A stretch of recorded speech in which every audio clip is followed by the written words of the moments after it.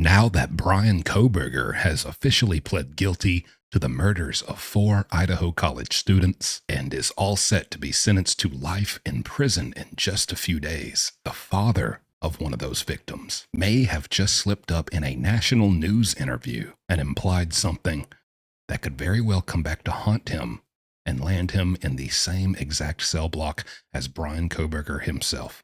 Now, while I, of course, have empathy for everyone affected and all the families of the 4 victims, I'm just here to say, as a former inmate of 10 years, I have some advice and a warning for this father who is now tiptoeing into dangerous territory.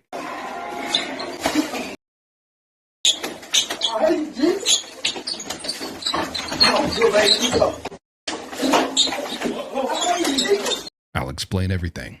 Let's get started.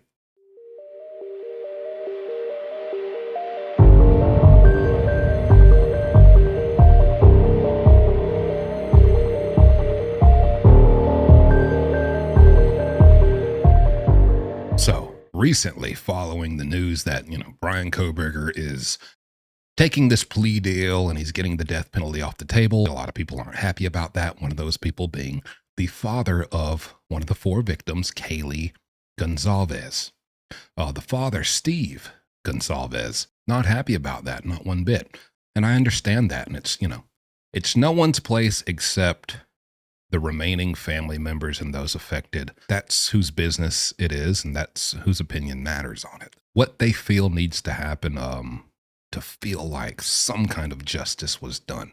Obviously, Steve does not feel that way, but the problem is he recently went on a interview with Ashley Banfield, one of the top people over there at NewsNation. I've actually been on NewsNation a few times myself and spoken to Ashley Banfield directly about other cases, so very familiar with her. She had him on there to talk about how he felt, and he let something slip. I don't know if he even let it slip or he just didn't really realize the weight and gravity of what he was saying, but as someone who is on the side of the families of the victims, this is my message. But first, I want to show you the transcript of the interview. I would show the footage, but just to avoid any copyright issues, I never know how any media station's gonna act about certain things. I'm just gonna show you the transcript to play it safe, but take a look at this. It reads as follows. Ashley Banfield asks, "What do you hope for him? What do you hope will happen in the future that is now inevitable for Bryan Kohberger?" Steve Gonzalez replies and says, they say there's such thing as prison justice, and some of those people have reached out to me. Maybe they have a welcome gift for him. Now, real quick, before I give you my opinion and what I have to say about this, let's look at what the public thinks and some of the more notable, popular, and top-liked comments about this new release. One person says, Steve said people from inside contacted him. They contacted him. They reached out to him.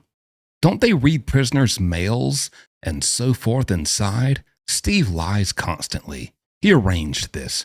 Nobody reached out to him. And then a commenter replies, they monitor all calls and all mail. They open letters you send to a prisoner and read what the prisoner sends you. Maybe there are codes the staff is not aware of, but they would hear and read every word. Well, first of all, ma'am, sorry to inform you, but you have no idea what you're talking about. I mean, yes, of course, jail call recordings and outgoing mail, they are as advertised on the jail websites where they got everything looking nice and neat.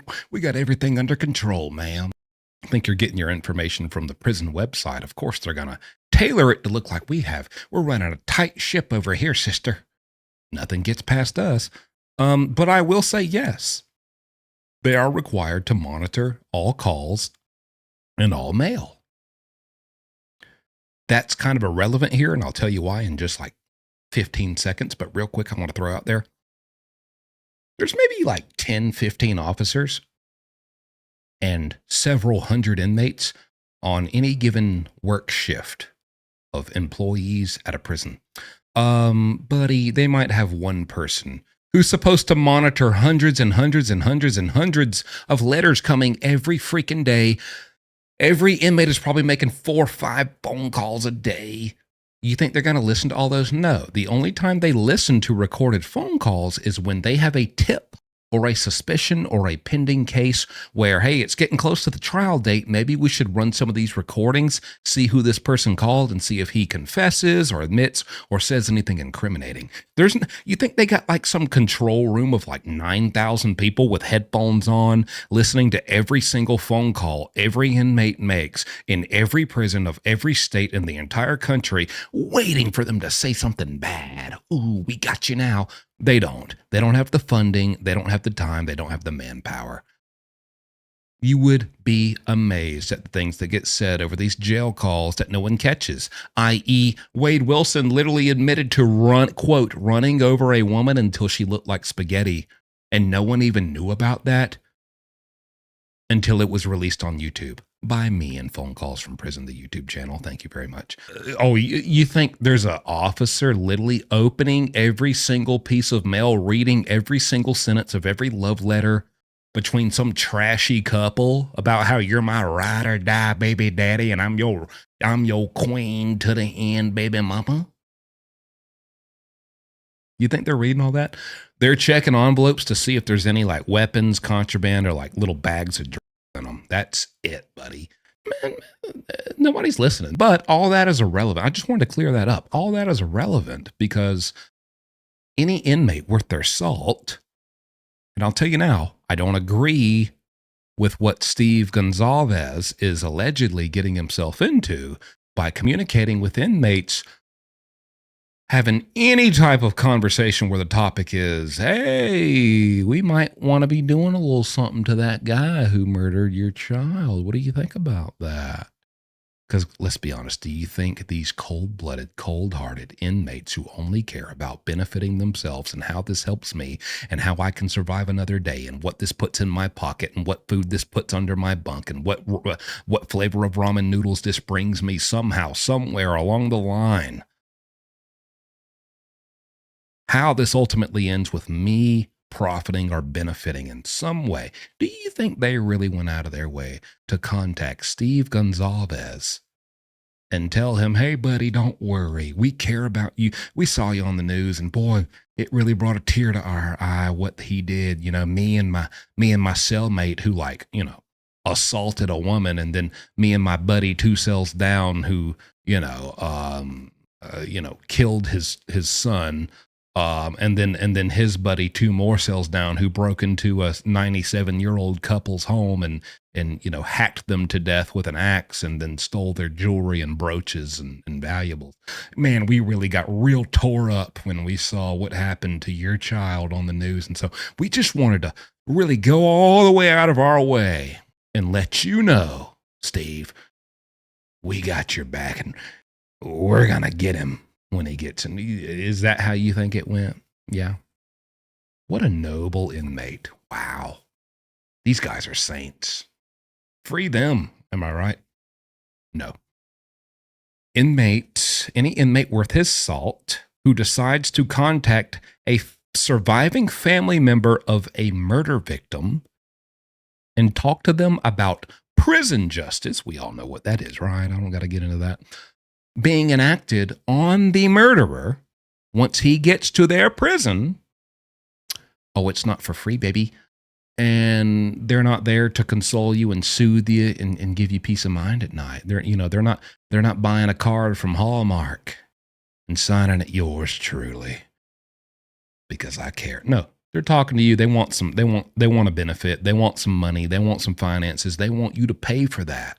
So I truly do believe they went out of their way to contact him and find a way to contact him. Now, if I was a vengeful father, I can imagine how I'd feel or imagine what I'd do, especially if when it all came down to it, all these years, now you're going to cop out, take a plea. You don't even got to speak. We don't even get any real answers. You're just going to plead guilty. And now you don't even got to get the death penalty, which if I'm Steve, apparently that's what I want. So now I don't even get the outcome I want. I'm furious. That was my little girl. That was my daughter. I don't have kids. I have cats. And so I can't imagine. I have cats. I love my cat so much that she's on my t-shirt and she's the mascot of my channel in the intro. But clearly that doesn't compare, although I treat her like my daughter, it doesn't compare to actually having a daughter and then going through this tragedy. I cannot even fathom what he feels and the rage he feels inside and how bad and how burning with anger he is and wanting, this isn't enough. I want something to happen to him. I get it. And I empathize with that. So I'm not here to call you out. I'm not here to say you're wrong. I'm not here to demonize you. I hope you watch this video and I hope you listen to me, brother, because I have some real solid advice for you, because I don't want to see anything more negative and bad and tragic come into your life. That is why I'm making this video. The inmates are using contraband cell phones. They're not going to get on a recorded line and contact. How do they even got his number? Give me a break. These inmates have cell phones just like I did. I had 2 cell phones at one time. These inmates, just like anybody in 2025, you get on TikTok live for 5 seconds and you see inmates going live, dancing and smoking inside of their cell, having a good old jolly time. It's 2025. Inmates are getting cell phones inside of prison. They get on Facebook. They get on TikTok, they get on Snapchat, they get on Instagram, they get on everywhere you can think of. I did when I was in prison. I did 10 years. 5 of those years, I finally got enough money to get a cell phone, and then I got a cell phone, and I had one for the entire remainder of my sentence. That's why this culture, if you think back to 2012 to 2022 when I got released, how much has changed with society and the culture. That's why it wasn't a shock for me.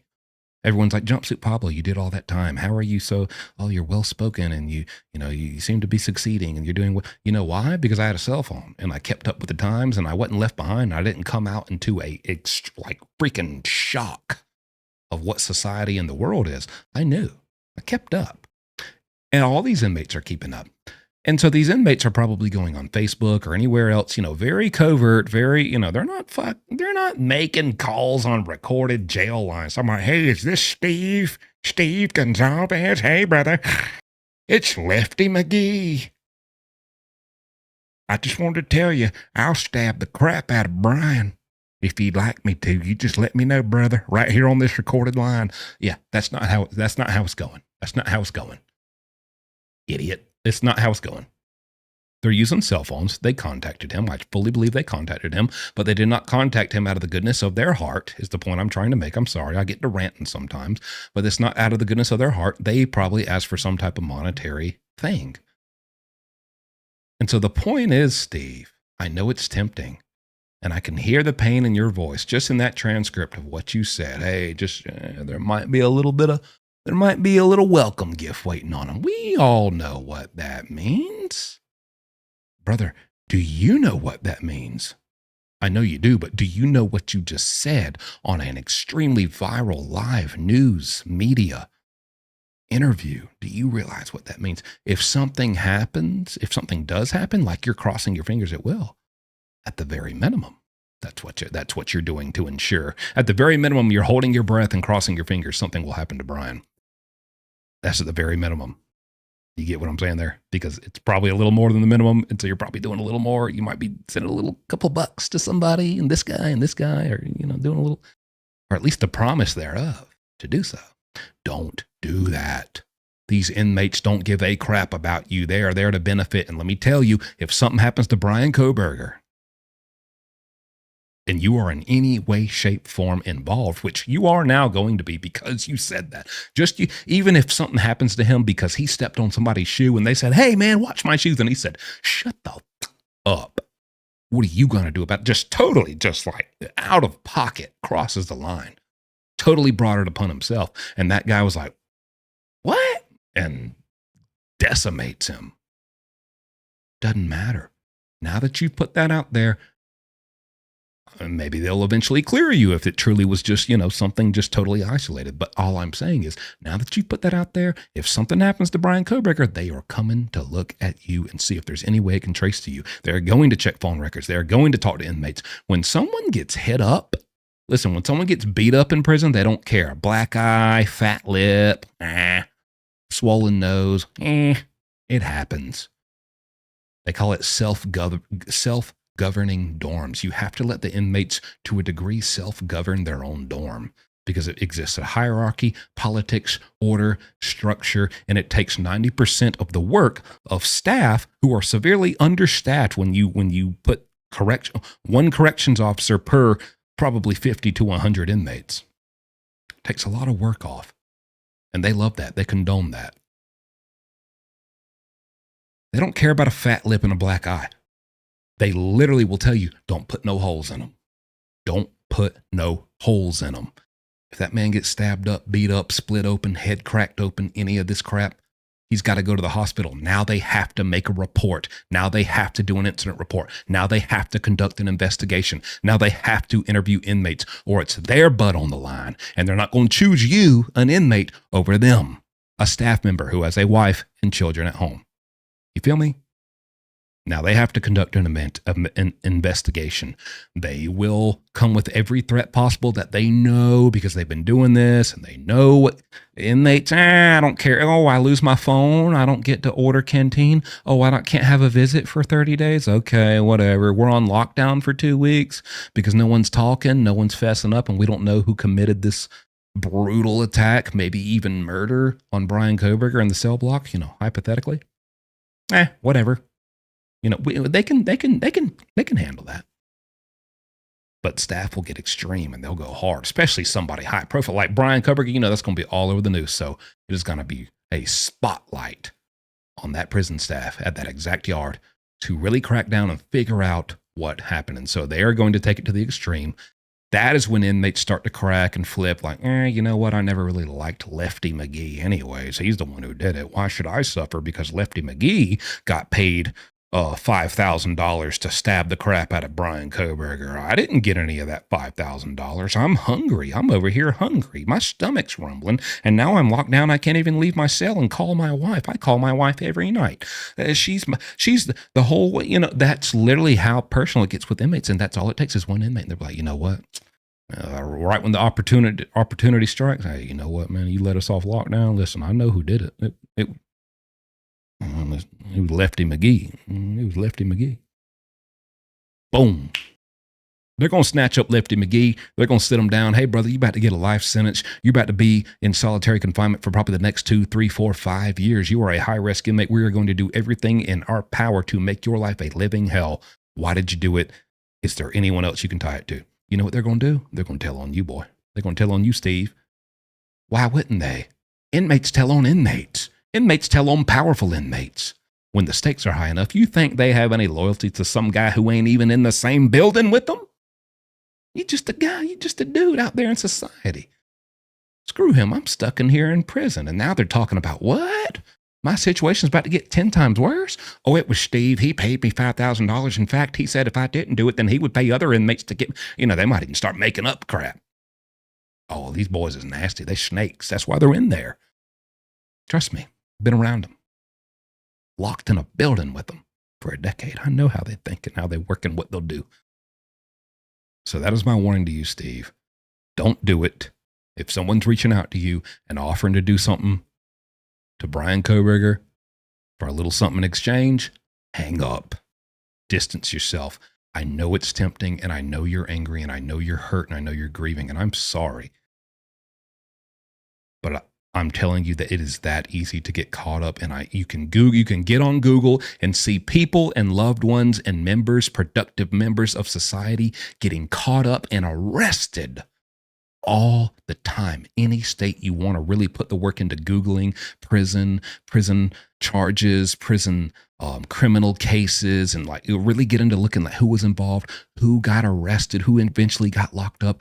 So many people from the outside who were never even in prison got wrapped up and sucked in by these inmates who have all day to sit and conspire and scheme and think about how to get something out of you in exchange for something they can do on the inside. And then when they get caught, you get caught, and now you're in there with them.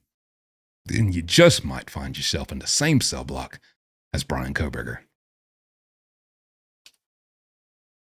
And then I guess you can do whatever you want to happen. You could probably do it yourself, brother, but you know what? I'd hate to see that happen for you. I'd hate to see that happen for anybody affected by this. So that is my advice to you as a former inmate. I only mean good. I only mean well with my words in this video. Hope you're listening. Hope you hear me. Stay out of trouble, Steve. I wish you all the best. Wish you all the best, and thanks for watching. Let me know what you think in the comments, and if you have any message for Steve, let him know in the comments. Let's give him some encouragement and some understanding. Until then, see you next time.